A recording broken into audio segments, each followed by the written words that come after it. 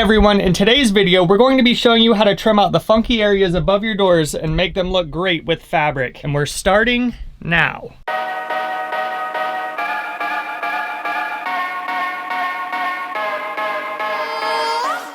We've really been trying to figure out a solution for covering this area all through here. I think we found a solution that's going to work for us. We're actually covering all of the like wonky contours up with an 1/8 inch foam with an adhesive strip on the back. So that will kind of like take out a lot of the wonkiness and you won't be able to see the details as much. And then we'll be covering that with the Duramax fabric that's like charcoal gray. So it should match our cushions pretty well and it'll give like a nice accent to all of the white in here. This is what we'll be using right here. This is a piece that we already have cut out to go over that buddy. But as you can see here, you can still see the divots a little bit in this back vent panel, but it does take it out quite a bit and softens it up. So we'll be covering this one as well. And these are like little pieces that go above those. But yeah, so that's how it'll go. And then we'll just use like spray glue adhesive to attach the fabric to it. And hopefully we'll have a nice clean look in the back.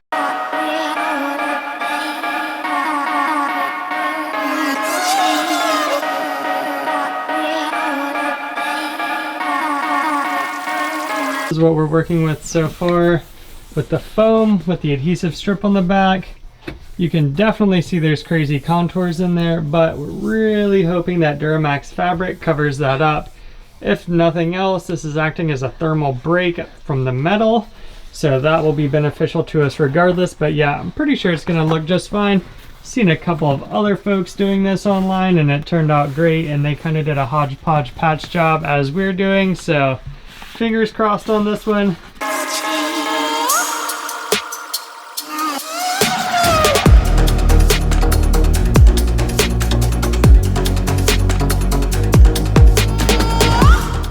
Now that we have all of the closed cell foam put up in the front and in the back, we are about to attach this fabric to it. Jelaine's cutting it out right now. This is actually a Duramax fabric. I think that's just the color and not an actual Dodge product, but we will link it in the description. For attaching the fabric to the closed cell foam, we'll be using this high strength spray adhesive, and what we'll do is just kind of like spray it on in like little layers at a time. So we'll do like 2 or 3 inches and then we'll attach it.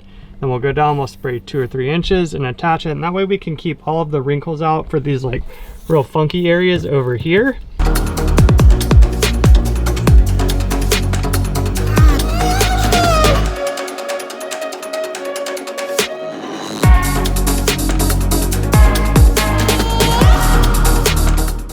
We'll also be spraying the back side of the fabric as well.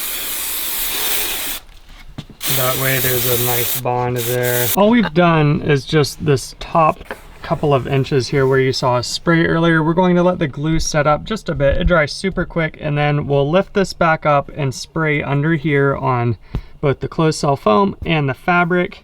And then we'll just keep working this way. And we're only doing it in like a few inch sections. That way we can like keep it nice and straight and keep all of the wrinkles out, because on this end, the contours get pretty crazy, but it all seems to be going pretty well. And I believe we'll be able to keep it wrinkle free.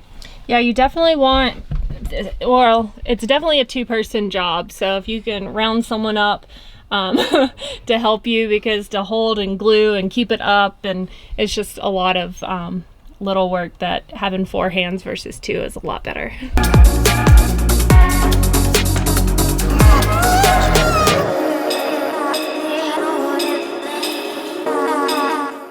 Once you reach the actual like door jamb section, all we did was kind of just cut the fabric along with the contour of the door, and then over where Jelaine's working, rather than cut that in that like funky little area, we actually just took the fabric and folded it in. So this is like the side that you see from the inside, and we just took it and folded it under, and then we're just going to stuff it in there, and it actually looks pretty clean once you have everything like pressed into position. This is everything all folded up, and then we just put the glue on the closed cell foam section and on the material as well.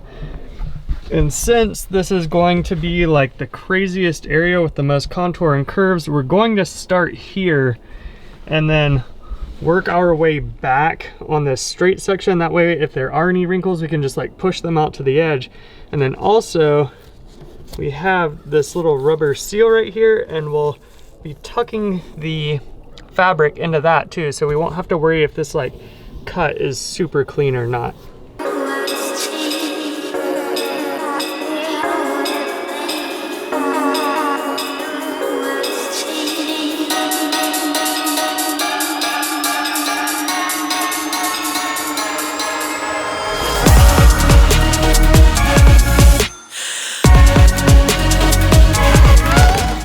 This is the finished product on the slider door.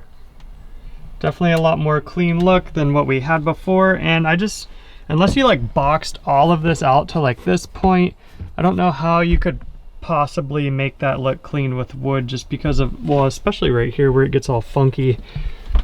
I have seen people do it in wood, but really like we're too tall to bring this out any without bumping our heads when we get out of the van. So carpet was the next best option, and I still hit my head getting in and out of the van, so the nice little foam pad is a nice touch as well. We're getting started on the back section, and what we did is we cut 3 pieces like this one that are 9 inches wide. One piece will go on this side, one on the opposing side, and then one up at the very tippy top. And we're going to kind of do it like shingles, so we'll start lower down and then the top piece will overlap that, and there'll be a slight little seam there, but I don't think it's going to be anything that's super noticeable.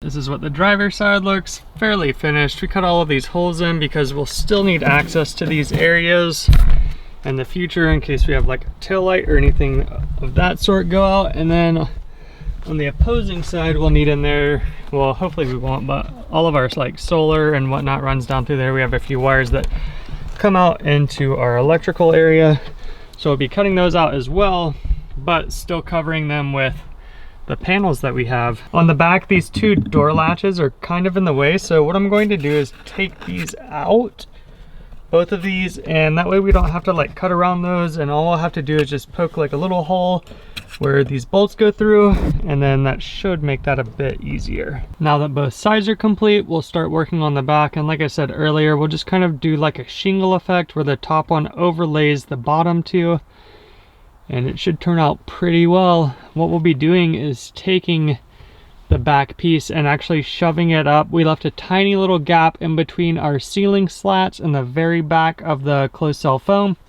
We'll be sliding it up in that little gap, kind of holding it in place like that, and then we'll use the spray adhesive and start attaching it.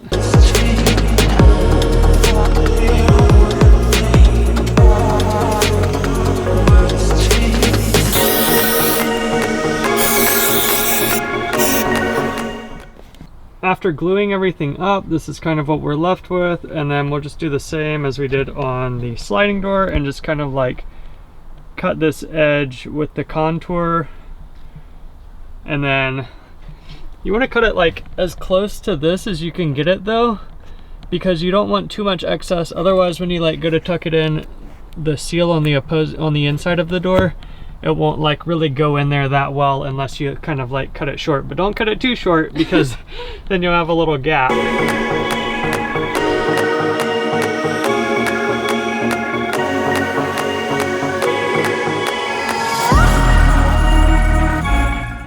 This is what the top looks like, all finished off. Pretty clean look. And all we have left is to cover these little panels here and then reattach those. What we did, we just kind of glued this down and kind of wrapped it around. Kind of ghetto on the back, yeah, but no one will ever see that. No, it's all covered up.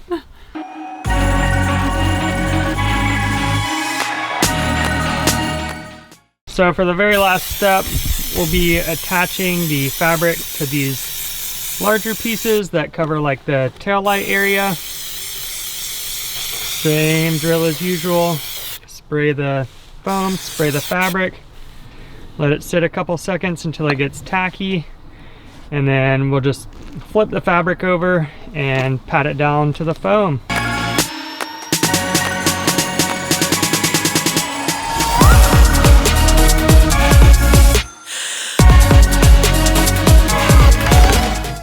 After gluing the edges, we're just kind of going through and cutting off the residual. That way it has a more clean look. This is what it looks like all finished up. We will have to flip it over and puncture holes through this underside because screws go through like here, here, there, and I believe Right here. oh, and right there at the bottom. And then we'll actually have to put the screws in from the finished side and reattach it. Overall, looks pretty sharp. Yeah. Definitely a lot more of a finished look than the closed cell foam that we've been rocking for 2 months. I lied. Jelaine just poked the screw through the front. I think that'll be good enough though.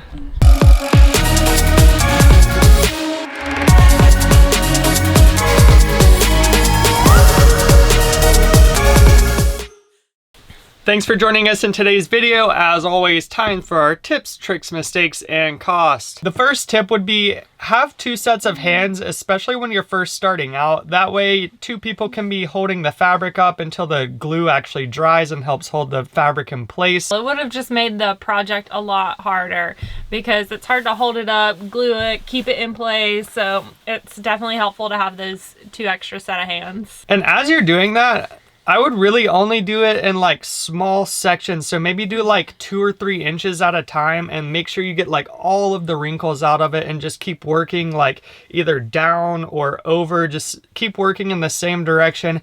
We also found it helpful to start where there's like the most contour in whatever you're doing and go ahead and get the wrinkle out of the curved part and just like keep pushing the wrinkle over to the edge. Another tip would be to wait for the glue to actually get tacky before you stick it to each other, because you're supposed to spray the glue on the foam as well as the fabric for it to adhere.